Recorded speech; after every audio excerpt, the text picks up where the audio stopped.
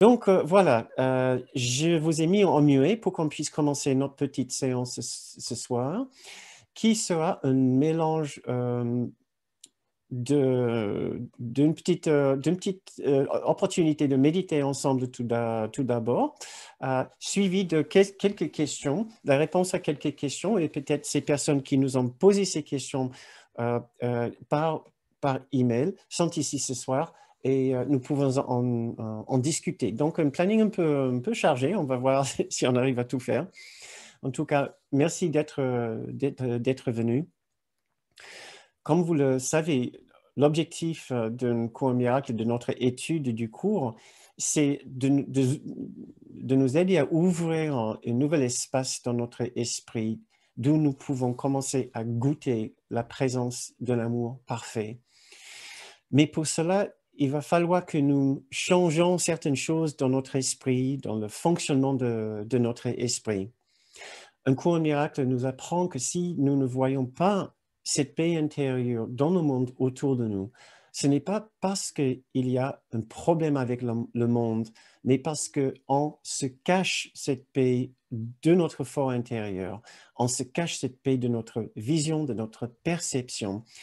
Et du fait de cette règle en or du cours qui dit que la projection fait la perception, ce que nous ressentons et ce que nous voyons à l'intérieur, c'est ce que nous allons percevoir à l'extérieur. Donc, si nous ne trouvons pas une expérience de paix intérieure, et je ne dis pas des scènes de paix extérieure, d'accord? Parce que ce monde n'est pas a priori un monde de paix, du moins pas pour l'instant, pour la simple raison que nous l'avons fabriqué, nous l'avons fait collectivement pour être un lieu où l'amour ne pouvait pas entrer. Nous avons fabriqué ce monde selon la philosophie, selon la métaphysique d'un cours miracle, d'être le lieu de séparation d'avec notre source, d'avec l'origine, d'avec la paix parfaite et l'amour parfait. Donc forcément, nous avons fabriqué ce monde pour être un endroit où l'amour sera absent. Maintenant, on ne peut pas exclure l'amour et la paix qui sont des constantes dans l'existence, qui sont partout autour de nous à chaque instant, puisqu'ils sont dans notre esprit, ils sont là en tout, si vous voulez. Mais nous pouvons les exclure de notre perception. Et quand nous faites ainsi, nous allons voir un monde de conflits, de guerres, de dangers, de pertes et de manque. Donc, un petit rappel ce soir qu'il y a deux conditions intérieures en chacun, conditionnées par ce que nous appelons l'esprit faux, qui va voir la condition d'absence de paix, absence d'amour, condition de manque, de perte et de danger, et notre condition intérieure, représentée par notre esprit juste, qui est une condition d'amour, de paix, de tendresse, de compassion, d'abondance et de plénitude. Abondance intérieure, plénitude intérieure, qu'on soit d'accord que nous parlons des conditions intérieures, un ressenti, une expérience intérieure. Ces expériences intérieures que nous allons ressentir autour de nous par la suite, quand nous percevons l'extérieur à travers notre esprit juste. Et donc, ce que j'ai envie de faire avec vous ce soir, j'ai fait une petite compilation de quelques bouts de leçons pour faire une sorte de méditation pour nous entraîner pendant quelques minutes à nous souvenir de ce qui détermine notre expérience de ce monde, des autres, de nos rapports avec les autres, même notre rapport avec nous-mêmes, est déterminé par l'image que nous gardons de nous-mêmes. L'image que nous choisissons puis que nous gardons de nous-mêmes. C'est là où nous devons commencer et c'est là où nous devons travailler à lâcher prise d'une ancienne image de n'être séparé et fautif, rempli d'une culpabilité imaginaire pour un crime qui n'existe pas, le crime de la séparation, pour le remplir avec une nouvelle image qui rappelle la vérité. Et la vérité est notre être véritable, notre grande soi, ce que j'appelle le grand soi, le Christ en nous, qui nous rapproche et qui nous relie à la vérité de l'unité parfaite, de l'unité de Dieu, de l'unité de l'amour parfait. Donc, dans cette série de petits textes, nous allons commencer avec notre perception du monde, qui est malheureuse et qui est fausse, puisque basée sur une image de soi fautive et manquante. Et c'est ce que nous allons essayer de transformer au fur et à mesure avec la lecture de ces petits textes. Donc, si vous avez envie de participer dans cette petite réflexion ou contemplation ou méditation, vous pouvez vous reposer juste quelques minutes avec nous, en fermant les yeux si vous le souhaitez.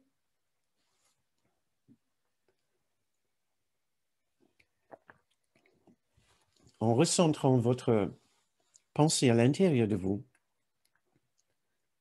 en essayant de nous souvenir de notre but, c'est d'accepter la paix intérieure, d'accepter la paix de notre grande soi, la paix qui est toujours présente avec nous et en nous comme un don. Mais cette paix intérieure qui appartient à un soi que nous avons relégué dans un coin, comme derrière la porte d'un placard, que nous avons oublié, en faveur du souvenir de notre soi, qui lui est malheureux, qui lui voit le monde à travers son malheur. Il a des pensées qui ne sont pas spécialement gentilles. Il a des pensées d'attaque. Et c'est là où nous commençons à lire. Je vais vous lire des extraits de leçon 56, 35 et 58. Mes pensées d'attaque attaquent mon invulnérabilité. Comment puis-je connaître qui je suis quand je me vois moi-même constamment attaqué? La douleur, la maladie, la perte, l'âge et la mort semblent me menacer. Tous mes espoirs, mes souhaits et mes plans paraissent être à la merci d'un monde que je ne peux contrôler. Or, la sécurité parfaite et le plein épanouissement sont mon héritage. La sécurité parfaite et le plein épanouissement sont mon héritage. J'ai essayé de donner mon héritage en échange du monde que je vois. Mais Dieu a sauvegardé mon héritage pour moi. Mes propres pensées réelles m'enseigneront ce qu'il est. Par-dessus tout, je veux voir. Reconnaissant que ce que je vois reflète ce que je pense être, je me rends compte que la vision est mon plus grand besoin. Le monde que je vois atteste la nature effrayante de l'image de moi que j'ai faite. Le monde que je vois atteste la nature effrayante de l'image de moi que j'ai faite. Si je veux me souvenir de qui je suis, il est essentiel que je lâche prise de cette image de moi. Lorsqu'elle sera remplacée par la vérité, la vision me sera sûrement donnée. Et avec cette vision, je regarderai le monde et moi-même avec charité et amour. Mon esprit fais partie de Dieu. Je suis très saint. L'idée d'aujourd'hui présente une vue très différente de toi-même.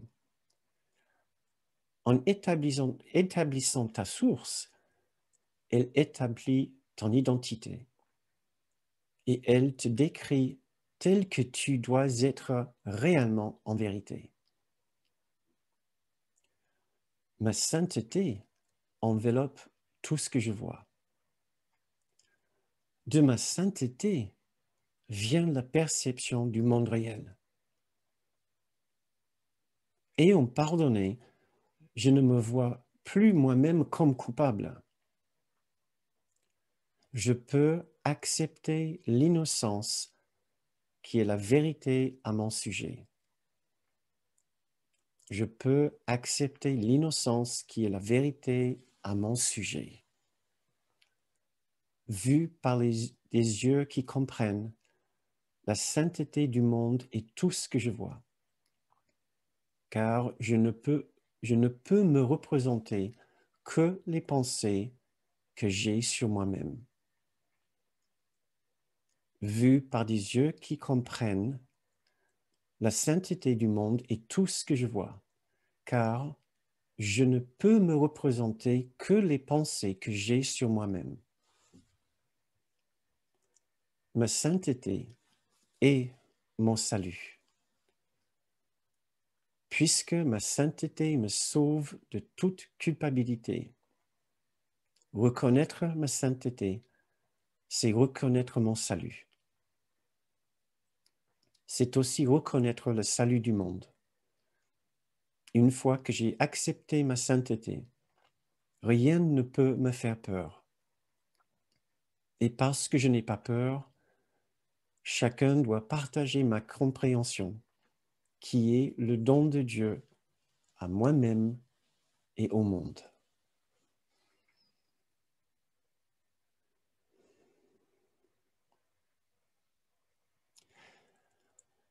Ma sainteté est mon salut.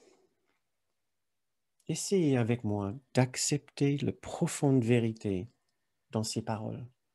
Faisons confiance à notre guide. Nous avons décidé de suivre ce chemin d'un cours en miracle pour la simple raison que nous avons confiance en ce guide. Et il nous dit ici que notre sainteté est notre salut et la façon dont nous allons ouvrir notre esprit entièrement à la présence de l'amour et de la présence de Dieu et de la paix parfaite.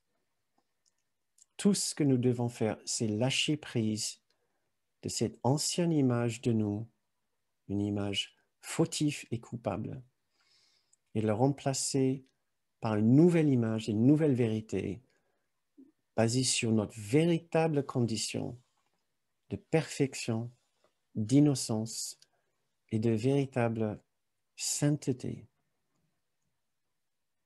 Essayez d'écouter ces paroles comme une vérité à votre sujet. Puisque ma sainteté me sauve de toute culpabilité. Reconnaître ma sainteté, c'est reconnaître mon salut. De ma sainteté vient la perception du monde réel.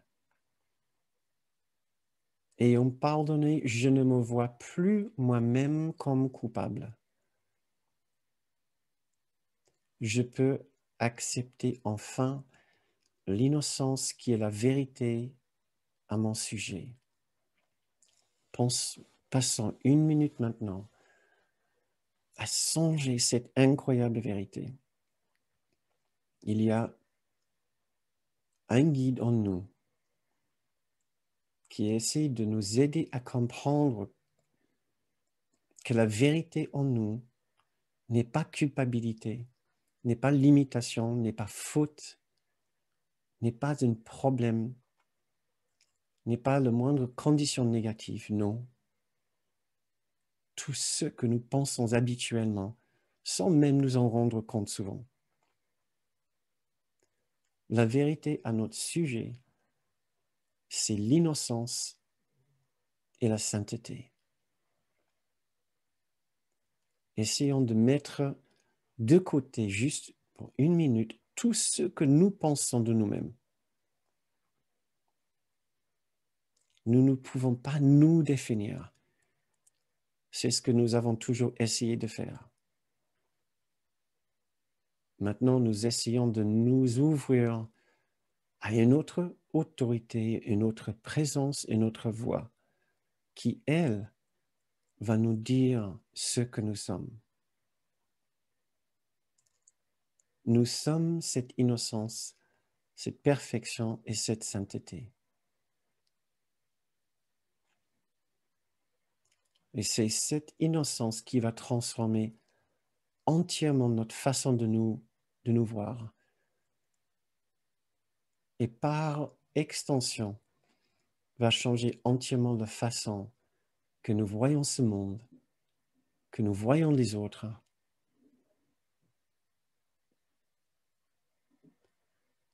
Et c'est entièrement la façon dont nous vivons dans ce monde.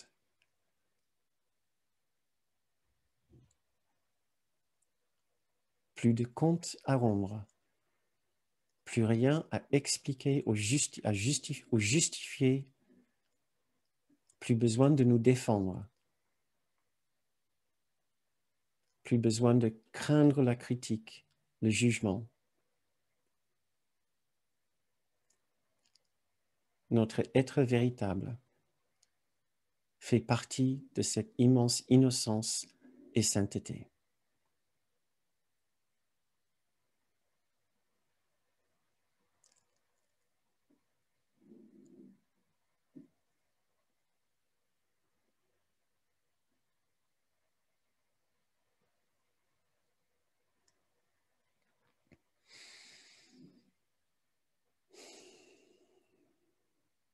Reposons-nous dans cette communication, dans cette information si importante à notre être. Vous n'êtes peut-être pas particulièrement heureux ou heureuse avec votre vie, tout ce que vous avez fait. Mais pour notre guide et pour l'amour en nous, cela ne compte pour rien.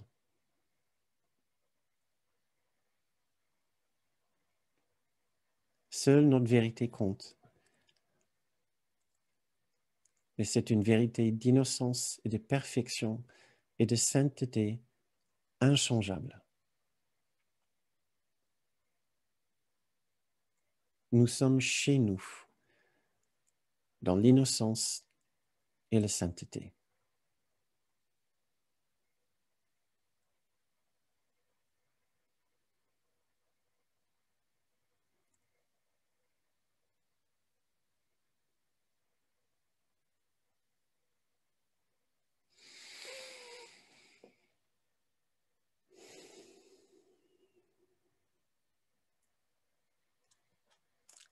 Très bien.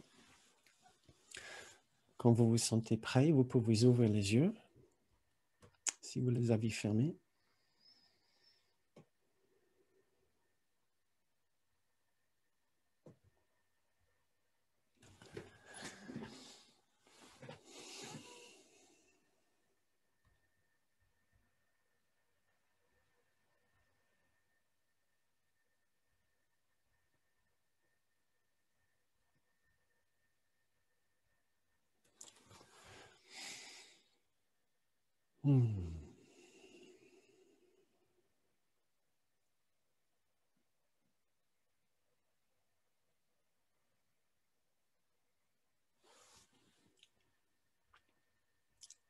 Donc, c'était les extraits des leçons 56, 58 et 35. Dites-moi maintenant, ce que j'ai prévu à partir d'ici, c'est de discuter avec vous de vos questions. C'est lui qui m'a posé cette Si, question. je suis là. Ah, tu n'as pas... Ah oui, ton nom de famille n'est pas là. D'accord, Oui, oui, je veux bien. Alors c'est à déjà, toi. merci. Maintenant, ça Oui, va pour vous? si tu veux, oui, avec plaisir. Ok. Mais pour rester avec le sens de ta question, qu'est-ce que nous devons faire avec les pensées, des pensées du passé? Des fois, les gens, ils nous demandent qu'est-ce que je dois faire avec mes pensées du passé qui sont désagréables comme les blessures. En l'occurrence, cette fois-ci, tu nous demandes ce que je dois faire avec mes pensées agréables du passé. Là, j'ai presque envie de vivre dans le passé ou de faire revenir le passé maintenant. Comment, comment trouver la paix par rapport à ça, et ce fonctionnement vu par le prisme du cours. Et ce que j'ai commencé à te dire dans ma réponse, euh, c'est d'essayer d'expliquer que quand nous pensons maintenant à une situation du passé, nous pensons à quelque chose qui n'existe plus physiquement ici avec nous. Nous pouvons avoir une sensation, une expérience agréable en pensant à cette situation qui n'existe plus. Il n'y a rien de mal, sauf qu'effectivement, ça peut aussi se traduire par une expérience désagréable à un moment. Si par contraste, j'ai l'impression que je ne suis pas heureux maintenant dans ma vie telle que j'ai été dans le passé. Si c'est se souvenir du passé juste pour se rendre compte à quel point la vie ici aussi peut contenir des belles expériences, aussi bien que des expériences douloureuses, je pense que du coup, n'aurait aucun problème avec ça. Par contre, si le fait de penser du passé avec nostalgie et se dire ma vie est moins bien maintenant, ça sera intéressant de faire un petit travail sur soi selon le cours euh, euh, euh, qui va nous demander de regarder exactement les scènes qui nous ont tellement plu dans le passé, essayer de voir maintenant les émotions et l'expérience là que ça a provoqué en moi. Qu'est-ce qui m'a tellement rendu heureux avec ce qui s'est passé? Donc, traduire une situation en une expérience, en un ressenti, en une émotion, essayer de mettre un nom dessus et essayer par la suite de se dire, bon, mon but maintenant, c'est de reproduire cette expérience de bonheur, de joie, de satisfaction, de reconnaissance, d'appartenance, de plénitude, d'abondance, de liberté, de reconnaissance, etc. C'est ça que j'ai vécu. Je ne le vis plus maintenant. Et quand j'y pense à cette expérience d'épanouissement, de bonheur que je veux, immédiatement, je pense au passé. Hein. L'erreur sera de se dire, bah, tiens, il faut que je retourne dans le passé ou il faut que je fasse en sorte que ma vie aujourd'hui corresponde à ce que j'ai vécu dans le passé, puisque les choses ont changé, on ne peut pas forcément reproduire le passé. Mais par contre, on peut certainement reproduire ces expériences de bonheur et de joie. Si c'est des véritables expériences de bonheur, de joie et de liberté, on peut les reproduire. Et c'est un peu ce qu'un cours au miracle nous demande de faire. C'est de savoir, nous avons le droit au bonheur et le droit à la joie. À savoir, la différence avec la définition de l'ego, du bonheur et de la joie, c'est que l'ego en nous, le petit soi, nous dit toujours, le seul moyen de trouver la joie et le bonheur, c'est dans ce monde, avec une certaine configuration d'activités et de personnes dans ce monde, les personnes qui font ce que je veux et les situations qui sont configurées exactement comme je veux. Pour l'ego, c'est le joie et le bonheur, il le vit toujours à l'extérieur. Or, dans le cours, le joie et le bonheur, on les vit toujours d'abord de l'intérieur et après, on peut les voir par extension à l'extérieur. Mais ça sera une erreur de dire je n'ai plus le droit de ressentir le même sentiment de bonheur, de joie, d'appartenance, de reconnaissance, de liberté que j'ai vécu dans le passé. Même si la façon dont je les ai vécus dans le passé était quand même un peu mélangée avec les besoins de mon ego,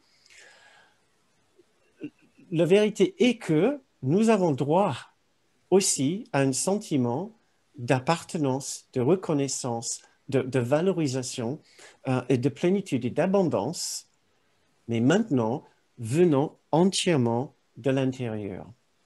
C'est notre travail avec le cours, c'est d'essayer de voir comment maintenant je peux retrouver ces expériences extraordinaires dont nous avons entièrement droit, dont nous avons presque l'obligation de les retrouver. Puisque le cours, comme il dit, ils veulent des apprenants heureux. On ne veut pas des apprenants malheureux et souffrants. On veut commencer à trouver quand même les bénéfices de faire un chemin spirituel. Un peu de légèreté, un peu de bonheur qui va en augmentant. La question, bien sûr, la grande question, c'est comment... attendez voir, je lis un petit commentaire. Oui, vous pouvez lire le commentaire qui est là, qui est très pertinent pour le sujet. L'idée maintenant, c'est justement de les trouver à l'intérieur. C'est pour cela que nous faisons ces méditations. Puisque nous apprenons avec le cours que la joie, le bonheur, la paix, l'appartenance, la reconnaissance, la valorisation, la plénitude et l'abondance sont des constantes dans notre esprit. Il se peut que j'ai eu l'opportunité de vivre ces conditions à l'extérieur à une époque dans le passé qui ne sont pas présentes pour moi maintenant, mais cela ne veut pas dire que les conditions extérieures ne peuvent pas changer. Mais tout d'abord, je dois changer quelque chose en moi. Et c'est là le lieu de l'action, le lieu de la transformation et du changement. Si toutes ces merveilleuses expériences sont des constantes dans le grand soi, j'y ai quelque part accès à chaque instant. Si c'est des constantes dans mon esprit, je dois essayer de voir quelles sont les barrières que j'ai érigées dans mon esprit, que je garde dans mon esprit, alors à l'expérience de ces qualités-là, de ces conditions dans mon esprit. Et nous revenons systématiquement vers, dans une cour miracle, un sentiment de ne pas en être digne, de ne pas avoir le droit de les éprouver, de ne plus avoir le droit de ressentir la joie, la plénitude, etc. Pourquoi? À cause de cette culpabilité fondamentale, cette culpabilité ontologique, la culpabilité qui dit du fait que tu es un individu coupé de ta source dans l'amour, tu es fautif, tu vas payer le prix pour ce crime qui n'existe pas. Et donc, on accepte presque volontairement une condition de faute, de limitation, de manque, de dévalorisation, de manque de reconnaissance, manque d'appartenance, qui se conforme à notre image de soi. J'ai une image de moi fautif, et donc j'ai une sorte d'expérience émotionnelle de la vie qui correspond à cette image de moi. Alors je dois commencer à travailler avec mon image de moi, de moi-même, et de voir qu'il n'y a aucune véritable raison pour laquelle je ne ressens pas la joie, le bonheur, l'appartenance, la reconnaissance, etc. Sauf si j'insiste que, bon, mon monde extérieur ne confirme pas ces sentiments pour moi et ne reflète pas ces expériences pour moi, ces qualités pour moi. Mon monde extérieur ne me donne pas l'impression que je suis valorisé, que je suis reconnu, qu'il y a de la plénitude dans ma vie. Notre erreur sera de renforcer ce rapport qui est faussé par notre condition intérieure. Il se peut bien que je suis dans une situation, les gens autour de moi me dévalorisent, ne me reconnaissent pas, ne me donnent pas un sentiment d'appartenance. Mais cela ne veut pas dire qu'ils ont véritablement le pouvoir d'instiller ces sentiments en moi.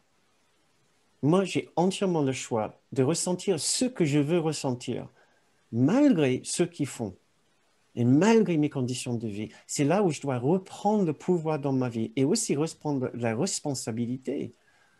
Au lieu de dire que ben, je ne peux pas à cause de mes conditions, je dois reprendre responsabilité, le pouvoir, le contrôle dans ma vie intérieure et dire, à partir d'aujourd'hui, je veux vivre cette même expérience de liberté, de bonheur, de joie, de satisfaction, de valorisation. Et à cause de ce que je suis, ou plutôt grâce à ce que je suis, en vérité, un enfant de Dieu, un enfant entièrement méritant de ces expériences, j'ai le droit de les vivre. Et personne ne peut m'empêcher de ressentir ce que je veux ressentir et ressentir ce que j'ai droit de ressentir. Nous devons, nous devons déjà ces belles expériences d'épanouissement et nous devons remplir cette mission, ce rôle, cette fonction. Il y a même des leçons. Mon fonction est le bonheur.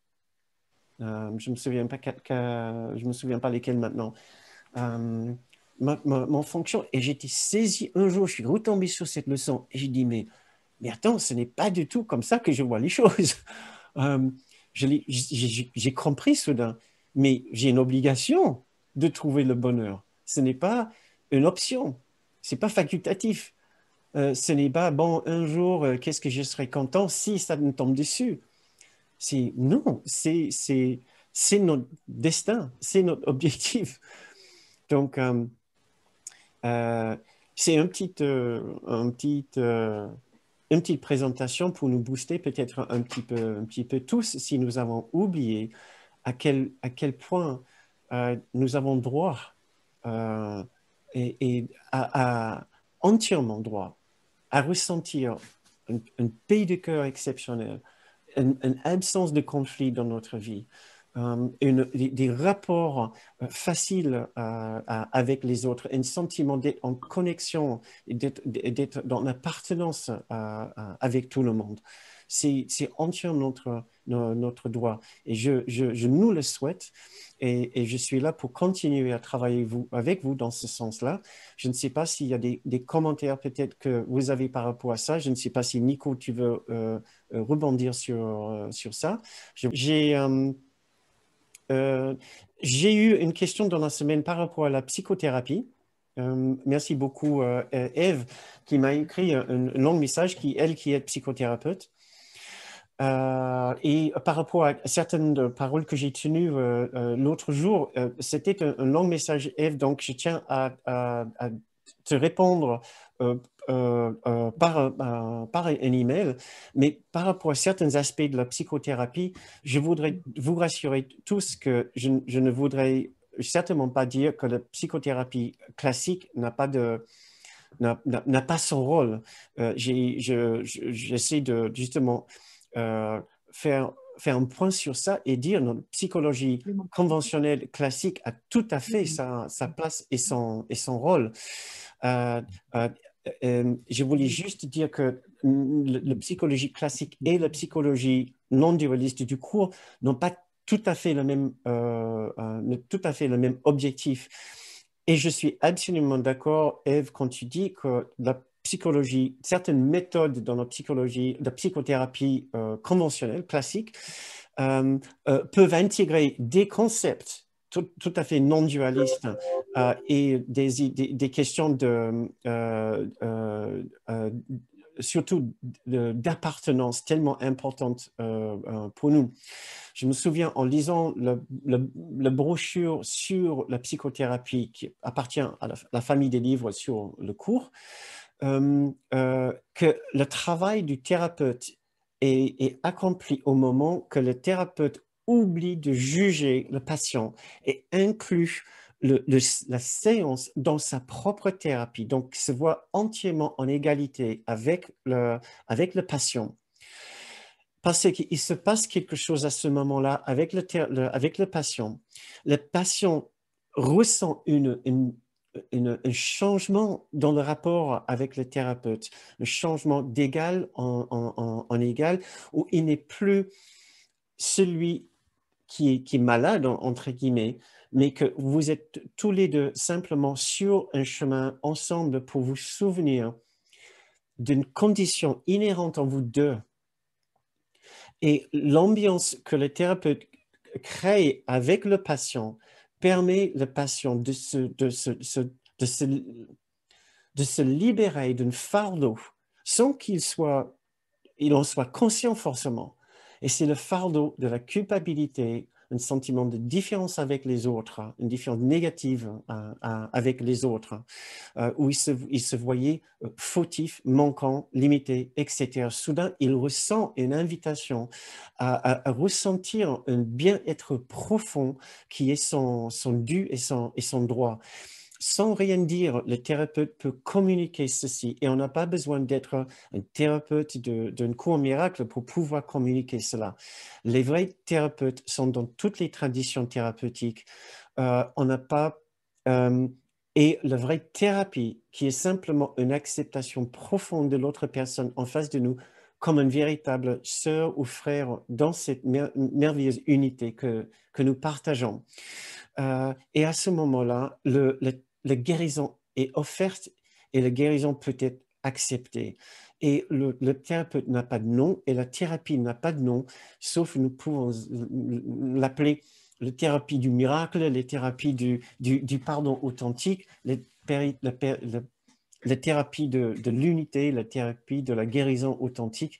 Quand nous oublions que l'autre personne en face de nous est quelqu'un de différent ou avec ses problèmes, mais qui est un enfant de la perfection aussi bien que nous.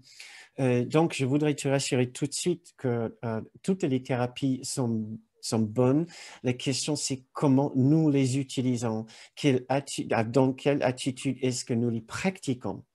C'est pour ça aussi que quand tu parles de l'utilisation du corps, je peux dire que ça peut être tout à fait intégré avec les principes du cours, même si le cours dit à la fin, le corps n'est pas réel, mais rien n'est réel ici.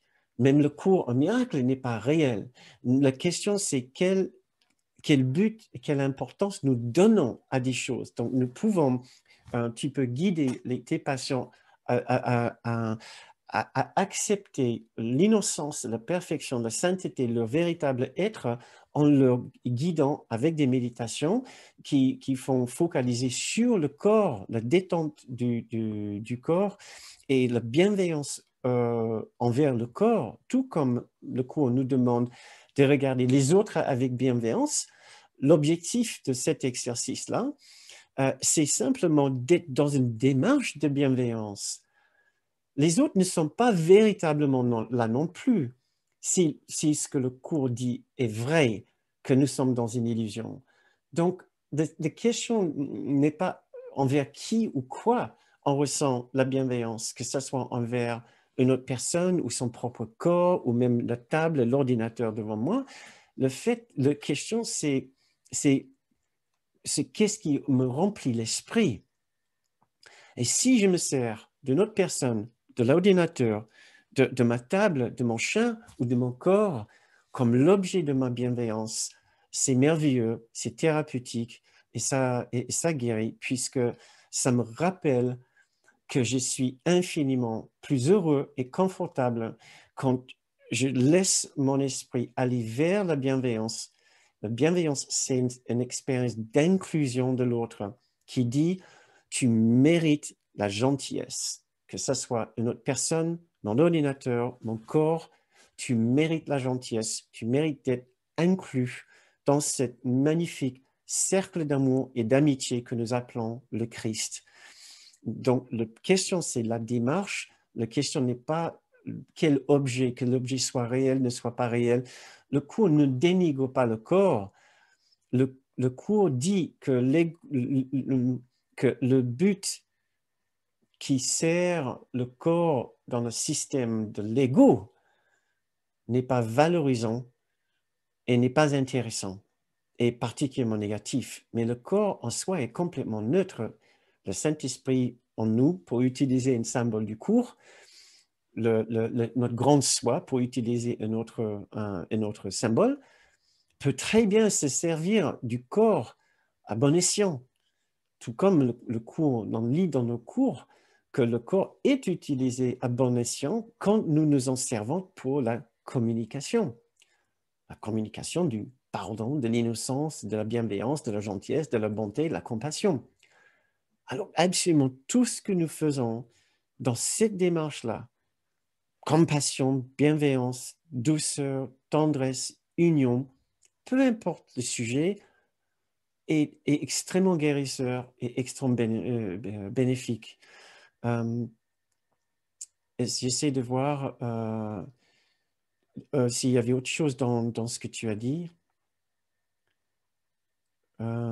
Oui, là c'est un point un petit peu plus compliqué que tu as relevé.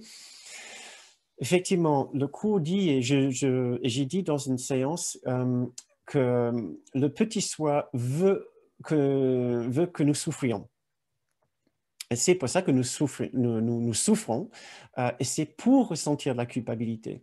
Il y a une intrication, il y a un enchevêtrement entre la souffrance et la culpabilité dans la psychologie du cours.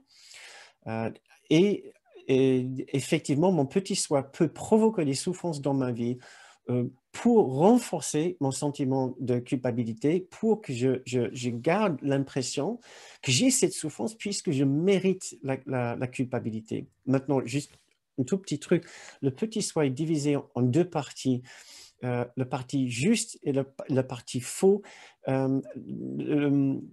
J'ai tendance à, quand je parle du petit soi, à parler uniquement en termes du côté faux, mais il faut aussi préciser que il faut préciser que c'est uniquement notre esprit faux, cette partie-là, qui utilise notre expérience de souffrance à mauvais escient. Voilà. Oui. Il y a d'autres interprétations de la souffrance, aussi d'autres interprétations de la culpabilité. Tu as dit, le fait de penser cela semble renforcer la culpabilité. Et ce n'est pas la première fois que j'entends ça. Le fait que je me sers de ma souffrance pour renforcer ma culpabilité et je m'en rends compte et je le conscientise, ça peut me mettre tellement mal à l'aise, ça peut me rendre encore plus coupable. Ouais. Et je comprends tout à fait, j'ai eu la même expérience et c'est tellement, tellement important dans le cours que chaque fois que nous commençons à ressentir davantage de culpabilité en faisant le cours, que nous sommes en train de faire le cours, main dans la main avec l'ego. C'est très difficile à éviter pendant un certain temps, très difficile à éviter. Tellement l'ego est encore présent en nous, tellement nous avons du mal à lâcher prise de la culpabilité. Mais je ne sais pas, peut-être vous, les personnes qui sont ici ce soir, vous avez eu aussi une impression de culpabilité des fois en lisant le cours. Pourtant, vous savez très bien que tout l'objectif du cours, c'est d'échapper à la culpabilité, c'est pas de le renforcer.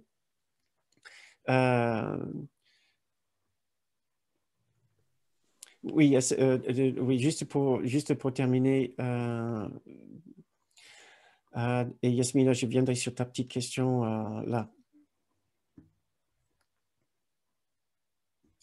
Tout ce que nous pouvons faire pour nous rassurer que s'il y a de la culpabilité qui vient en nous en pensant au principe du cours, nous pouvons être sûrs que c'est juste un peu de peur de nous rendre compte de ce qu'est véritablement le fonctionnement du petit soi, le fonctionnement de l'ego, le fonctionnement de l'ego. Donc, et tout ce que nous pouvons faire pour nous rassurer qu'il n'y a aucune bonne raison de garder cette culpabilité, nous n'avons pas besoin d'avoir peur de voir le fonctionnement de l'ego. Voilà, c'est ça. Nous n'avons pas besoin d'avoir peur de voir le fonctionnement de l'ego, mais il faut garder votre main dans celle de votre guide. Il ne faut pas descendre dans les cavernes, dans les grottes, dans les oubliettes de l'ego, dans les parties très sombres, enténébrées, sans apporter la lampe on a oublié la lumière. Ouais, il faut y aller avec la lampe de notre cher guide ou de l'amour ou de la tendresse. Donc, si vous n'êtes pas sûr d'être équipé de cette lampe à poche, peut-être qu'il ne faut pas y aller pour l'instant. Yasmina, donc c'est techniquement, oui, le petit soi est divisé en deux parties, techniquement. La partie juste et la partie fausse. Mais ce que le grand soi est la partie de nous, le grand soi est la partie de nous qui appartient au Christ. Donc, dans le grand soi, il n'y a pas de partie. C'est que dans le petit soi que nous pouvons parler d'esprit juste et esprit faux. Donc, le petit soi n'est pas que négatif.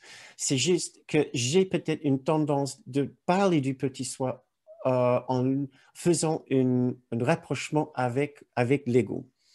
Donc, je dois peut-être, c'est parce que je n'aime pas toujours parler de l'ego. Donc, j'essaie de trouver un autre terme. Puisqu'il y a un autre piège. Si on parle toujours de l'ego, ça ne convient pas à mon enseignement non plus. L'autre piège dans lequel on tombe, c'est toujours de dire « Ah, c'est son ego, c'est ton ego, c'est mon ego, ah oui, mon ego ». Et ça donne une sorte ça diabolise en quelque sorte l'ego, qui n'est pas vraiment une entité. L'ego est juste une dynamique dans notre esprit. Donc, je dois peut-être être un petit peu plus prudent quand j'utilise ce terme du petit soi. Je pense que à des moments, en étudiant le cours, comme tu dis, on a juste besoin d'arrêter de faire quelque chose qui ne nous fait pas du bien et essayer de trouver quoi que ce soit, une phrase, une idée, une méditation qui nous fait du bien. C'est une information valable pour tout le monde, vraiment précieuse pour tout le monde. On n'est pas là pour se faire du mal.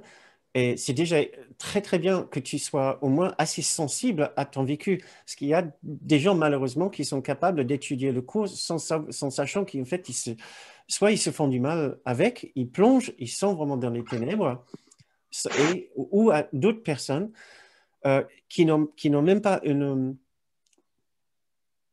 ils savent même pas qu'ils sont en train de lire les choses extrêmement dures, mais ils sont blindés mentalement. Ils utilisent ça uniquement comme une information pour le mental et ils sont capables de dire des choses assez cruelles à d'autres personnes sans faire le rapprochement avec l'émotionnel, avec le ressenti intérieur. Donc ça, c'est déjà formidable et que tu ressens la vérité de ce qui est ton expérience. Ça, c'est tes années de pratique qui te permet de faire ça, peut-être. Hein. Parce que je sais que d'autres personnes, ils lisent les choses et il y a une sorte de voile ou un mur qui tombe et ils ne percutent pas. Combien de fois on a lu un passage et on sait que c'était intéressant, c'était important, et après on n'a aucune idée de quoi il s'agissait. Ouais. Et c'est souvent parce qu'en fait, il y avait une réaction inconsciente dans notre inconscience qui était tellement forte qu'on ne se permet même pas vraiment de conscientiser le message, de nous rendre compte du vrai message. Donc, tout ce que nous Et pouvons... je le sais, une fois, tu as dit quelque chose au début d'une méditation, j'ai ressenti de la colère et immédiatement après, je me suis endormie. Et du coup, quand je me suis réveillée, je ne savais plus du tout ce que tu avais dit. Alors là, je me suis dit, ce n'était pas la fatigue qui m'a endormie, c'était vraiment la résistance. Ah oui, d'accord, il y avait une phrase, d'accord. Ben c'est bien. Peut-être tu peux trouver aussi, je ne sais pas si ça arrive aussi à d'autres personnes ici avec nous ce soir. D'ailleurs, la petite parenthèse, j'ai oublié de dire au début de notre séance que j'avais dit il y a quelques semaines que les séances du jeudi soir étaient destinées maintenant à être plutôt pour les questions-réponses avec une petite méditation et une petite présentation au début. Ce qu'au fur et à mesure, j'ai oublié de faire, où je suis revenu à mes anciennes façons, et je commençais à faire des vraies séances avec un peu de questions-réponses à la fin, ce qui squeezait beaucoup les questions-réponses. Donc, j'ai dit ce soir, voilà, je reviens à ce que j'ai dit, une petite première séance avec vrais échanges, vraies questions-réponses après. Donc, si vous êtes ici pour la première fois, c'est ce qui explique le format de notre séance pour ce soir. Et pour vous les autres qui avez repris l'habitude de mes séances à rallonge, voilà, c'est pour redonner un peu l'espace pour nous tous, pour ces instants d'échange et de communauté. Donc, je vois deux mains aussi levées, Ève, et je voulais juste dire... C'est bon pour moi. Ah, c'est super, merci beaucoup. En plus, ton email m'a beaucoup fait réfléchir, mais donc on peut continuer à changer, toi et moi, par rapport à ça. Pour d'autres personnes, si vous rencontrez une résistance et vous le sentez, parce que c'est très, très bénéfique au moins de savoir qu'il y a cette peur, cet inconfort en lisant le cours, essayez de trouver une quelconque phrase qui peut vous aider. Non, je suis profondément aimé, peu importe ce que mon ego essaie de me dire, peu importe ce que je lis, ce que je ressens dans ce texte. Non, je suis profondément aimé et l'existence approuve de moi, peu importe ce que moi je pense de moi. Ouais. Quelque chose, peu importe. Ouais. Carter, quel bonheur de te voir. Bonsoir, merci Varay, quel bonheur de tous vous revoir. Ça fait très longtemps. Alors, j'ai une question particulière parce qu'hier soir, j'ai fait une expérience où c'est par rapport aux peurs. Et par exemple, quand je prends une assurance voiture, c'est parce que c'est pour me dire j'ai une assurance dans le cas où il m'arrive un accident. Et du coup, ça fait dans inconscience, du coup, il y a une peur qui est présente en fait. Et là, je me suis dit, mais si je suis vraiment le fils de Dieu, mais même ça, c'est ok, ça peut arriver. Je ne dis pas que ça ne peut pas arriver. Par contre, le système, comment il a été mis en place, il a été mis en place de telle sorte pour mettre les gens dans toujours cette inconscience et aussi cette non-vigilance, en fait, cette négligence d'être dans le moment présent et être conscient de ici maintenant, parce que ici maintenant, on a vraiment cette protection divine par juste être conscient de ce qui se passe maintenant, en fait. Et je dis, avec cette présence-là, je pense que en ayant vraiment confiance en cette présence, donc le divin en soi et à Dieu, être le Fils de Dieu, c'est vraiment, bah oui, mais tout est possible en fait. Je peux vivre ça sans avoir besoin d'une assurance en fait. J'ai pas besoin j'ai pas besoin d'avoir cette peur inconsciente à ne pas voir en fait. Parce que c'est vraiment ça, pour moi, dans le fait d'être fils de Dieu, c'est vraiment de plus avoir peur en fait. C'est vraiment une notion de ah oui, mais oui, je suis fils de Dieu, quoi, en fait. C'est pas juste intellectuel, c'est vraiment le vivre au quotidien par rapport si je prends conscience de peur, ah oui, mais là, il y a une peur, c'est pas le. Ouais. Ouais. Donc, voilà, je voulais savoir si c'était un leurre ou pas par rapport à ce que j'explique, en fait. Ouais, ça dépend ce que tu veux dire par je suis le fils de Dieu. Quand tu dis le je, c'est le je, le corps, la personnalité de Carter qui est le fils de Dieu, Non, ou c'est l'esprit derrière? c'est l'esprit, pour moi, c'est pas le corps, pour moi, le fils de Dieu, n'a pas de corps, voilà, c'est pas Ouais. palpable, quoi. Ouais. Parce que les accidents de voiture ne sont pas bons en principe pour les corps. Qu'on soit d'accord. Donc, il ne faut pas chercher à les provoquer. Non, justement, c'est ça, mais. Le Fils Ouais, de mais Dieu en nous, l'enfant de Dieu en nous qui est toujours protégé, c'est l'esprit, tout à fait, qui, peu importe ce qui arrive à ce corps, cet esprit-là vit pour toujours. Donc oui, lui, il est toujours sous la protection, il ne peut pas mourir. Donc oui, absolument. En ce qui concerne l'assurance de voiture, bah, on sait jamais. C'est-à-dire que toi, tu n'as peut-être aucune intention d'avoir un accident, mais l'autre personne, oui. je comprends, mais du coup, ce que je veux dire par là, c'est que pour moi, c'est important en termes de conscience. C'est est-ce que je me laisse cette possibilité d'avoir un accident ou pas, ou je me dis, ah non, je suis vraiment conscient de ici maintenant, je sais que la, la responsabilité, je l'ai, c'est moi, elle vient de moi, tout vient de l'intérieur, en fait, c'est ça que je veux dire. Là, après, je dis pas qu'il est possible d'avoir un accident, c'est pas ça non plus. Mais je veux dire qu'à l'intérieur de moi, il y a quand même cette conscience, je dis, bah oui, c'est à moi de faire attention, en fait. Si j'ai un accident, bah, qu'est-ce qui a manqué en fait à l'intérieur? Quel est le manque qu'il y a eu à ce moment-là en fait? Je trouve qu'il y a quelque chose d'extrêmement fort dans ce que tu dis, c'est quand on se rend compte que même si j'ai un accident, je peux le vivre sereinement et en paix et en confiance, puisque j'ai une réalité qui est protégée ailleurs, pas autre chose, qui vit en dehors de ce corps. Oui, je peux avoir un corps abîmé, je peux avoir un corps accidenté, je peux avoir un corps malade, Et c'est extrêmement bénéfique de nous rendre compte que, heureusement, je ne suis pas ce corps. Ça ne veut certainement pas dire que je vais mettre ce corps en danger. Non, c'est certainement pas pour suggérer ça. Et on doit un respect à ce corps comme notre véhicule, notre outil d'apprentissage ici. Mais en même temps, c'est une information extrêmement rassurante puisque ça nous aide à savoir que nous n'avons pas besoin d'avoir peur, tout comme tu dis, Carter, puisque notre vérité est toujours en sécurité. Et c'est extrêmement rassurant de nous souvenir de ça, surtout par les temps qui courent où on entend tous les jours « vous allez mourir ». Si vous ne pratiquez pas ceci, si vous ne faites pas cela, vous allez mourir. On entend ça tout le temps. Donc, merci Carter. J'espère que j'ai bien compris ce que tu voulais dire. Oui, mais pour moi, c'est quelque chose de très profond là, parce que c'est comme si c'est de prendre conscience qu'en fin de compte, tout ce qui se passe autour de nous, en fait, ça a été mis en place pour qu'on soit inconsciemment dans la peur et qu'en fin de compte, on ne voit pas notre divinité, en fait, qui n'est pas ce corps. Hein. C'est ça que je veux dire, parce que tout se passe à l'intérieur. Donc, c'est ça qui permet de dire, OK, mais en fin de compte, je peux choisir entre l'amour ou la peur à chaque instant, en fait. Voilà, c'est comme Ça, c'est génial. Je peux choisir entre l'amour et la peur à chaque instant. Ça, c'est beau. Très beau.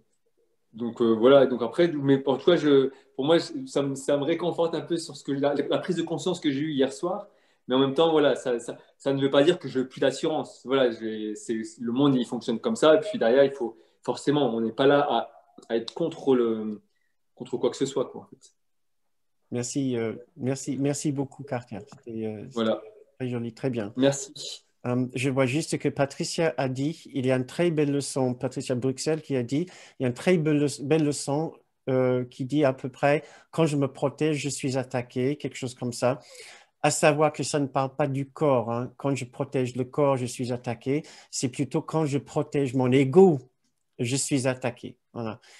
Parce que quand je protège mon ego, je le renforce.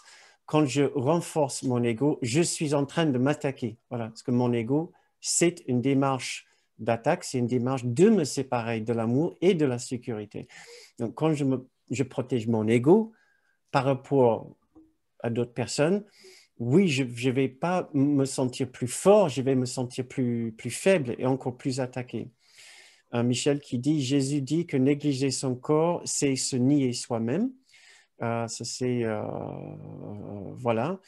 Et je vois que Brigitte a ouvert son micro. C'était pour nous dire bonjour, Brigitte.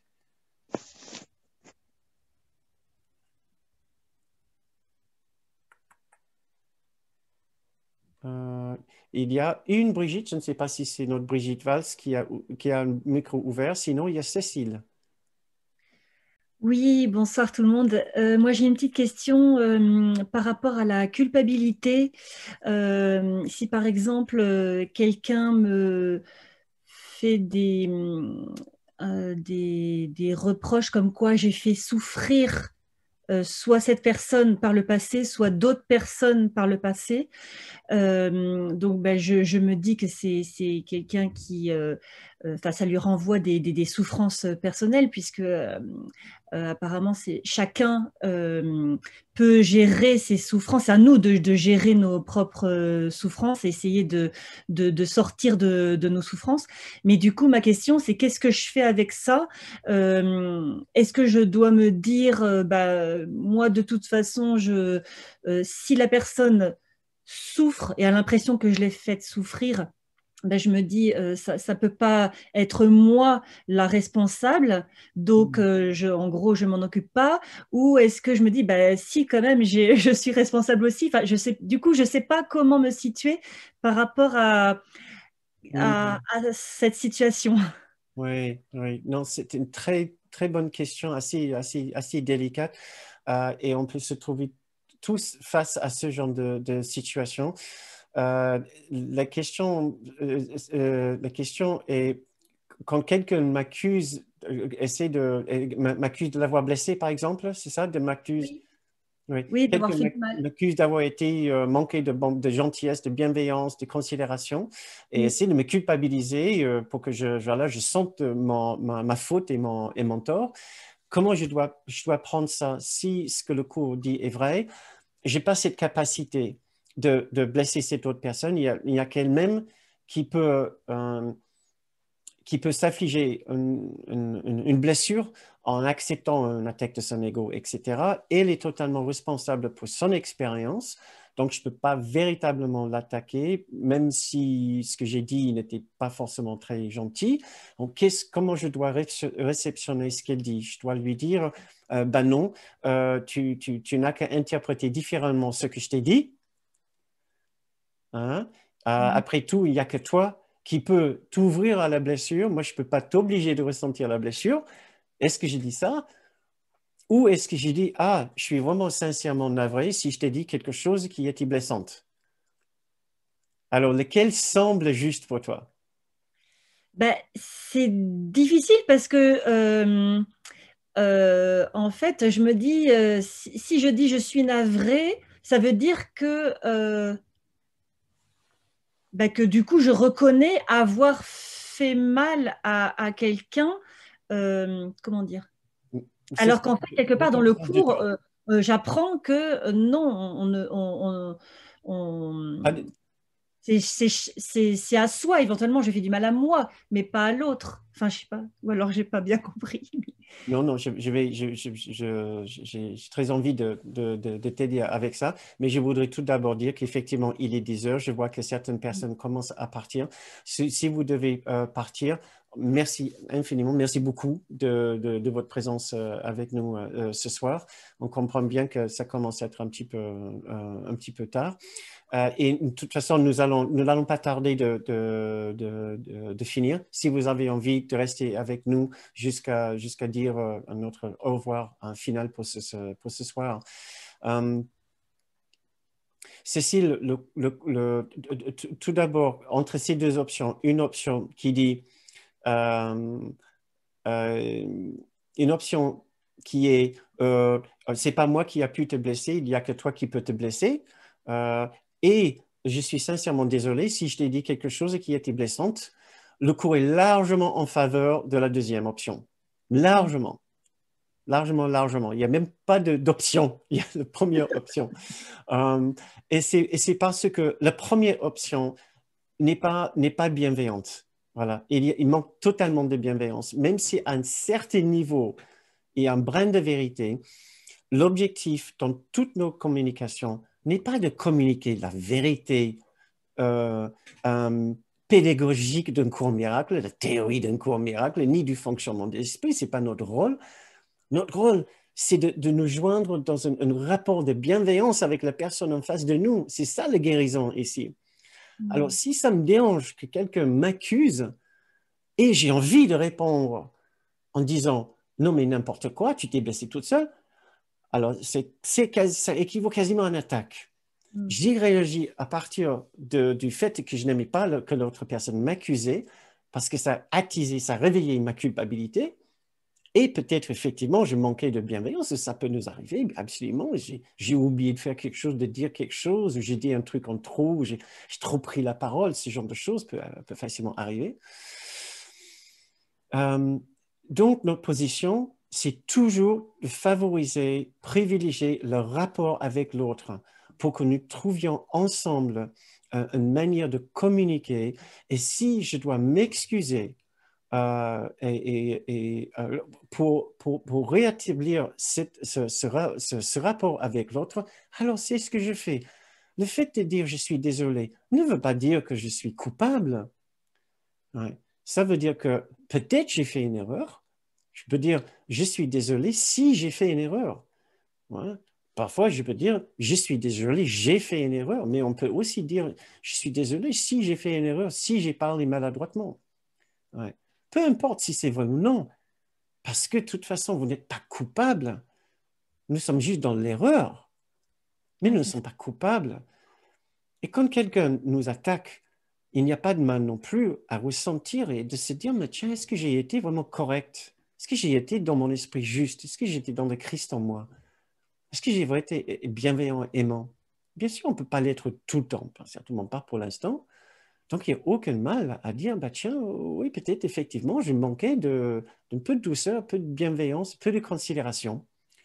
Donc, mais ne nous affligeons pas non plus avec le fouet de culpabilité. Oh mon Dieu, ouais, je suis horrible, j'étudie ce cours et regarde ce que je suis capable de faire encore. Mais non, non, j'ai fait une petite erreur. Pas une grande affaire. No big deal. Le remords est aussi important. Ouais. Quand quelqu'un nous dit, oh là, ça m'a blessé ce que tu avais dit quand même. Là, tu es allé un peu trop fort pour moi. Ouais. Et de sentir, ben tiens, je n'ai pas envie de faire mal aux autres non plus, même s'ils sont effectivement responsables pour leur expérience. Ben, vous savez bien, vous êtes aussi un petit égo sensible et quand on vous parle mal, ça ne fait pas du bien non plus. Donc, on essaie d'être respectueux et de considérer l'ego des autres et de ressentir du remords sincère et thérapeutique si on a manqué de bienveillance. Donc, le coup n'a aucun problème avec l'idée de s'excuser. Je sais qu'il y a d'autres personnes qui l'interprètent différemment puisqu'ils disent que ça sera une admission de culpabilité. Non, c'est une admission du fait que oui, j'ai toujours un ego. Oui, je ne peux pas être parfait tout le temps. J'ai même eu un échange avec Kenneth Wapnick et il s'est excusé. Voilà. Il était allé un peu franco avec moi à un moment quand mon ego avait besoin et à un moment, je lui ai dit, c'est un échange de lettres et j'ai dit, fou, c'est commence à être un petit peu trop chaud pour moi, est-ce que tu peux aller un petit peu plus mollo? Il a dit, il s'est excusé, il a dit, je suis désolé. Voilà. Ça s'est rééquilibré le rapport entre nous. C'était très beau. C'est d'arriver en fait à s'excuser sans ressentir de culpabilité. C'est ça qui est, je trouve, pas facile. Ah, mais ça c'est mon travail alors, que je puisse m'excuser et demander pardon même, sans ressentir la culpabilité. Ça, c'est mon travail. Oui. Ça, c'est ton travail, effectivement. De savoir que oui, tu es capable d'avoir manqué. Si tu n'as pas manqué de bienveillance, alors ça ne doit pas être difficile de t'excuser. C'est simplement une mauvaise interprétation de la part de l'autre personne, si vraiment tu n'avais pas manqué de bienveillance. Hein? Donc, pas de raison de ressentir la culpabilité, juste essayer d'aider l'autre personne à passer au-delà de cette difficulté d'interprétation. Mais si véritablement tu as manqué de douceur et de bienveillance envers quelqu'un, oui, ça peut susciter un peu de culpabilité, mais c'est là le travail du cours qui dit non. Ça, c'est l'ego qui a pris les choses en main. L'Esprit Saint, l'Esprit juste va nous aider à avoir du remords et dire, bah, j'ai fait une simple bêtise, mais une bêtise n'est pas un crime. Ce n'est pas parce que j'ai manqué de bienveillance ici que soudain le ciel est détruit, l'unité s'est écroulée et Dieu est assassiné sur la trône. C'est ce que l'ego veut que je sache. Il veut que je pense que, tu vois, tu es capable de blesser cette personne tout comme tu as blessé Dieu, tout comme tu as détruit l'unité, tout comme c'est toi qui es responsable pour la destruction du ciel. Il utilise chaque opportunité de nos erreurs, de nos bêtises, pour prouver notre culpabilité profonde. Il dit, tu vois, et l'autre personne a raison de te blâmer maintenant, a raison d'être fâché avec toi. Hein, ce que je te dis tout le temps, hein? Oui, tu t'es lâché encore et regarde ce qui se passe.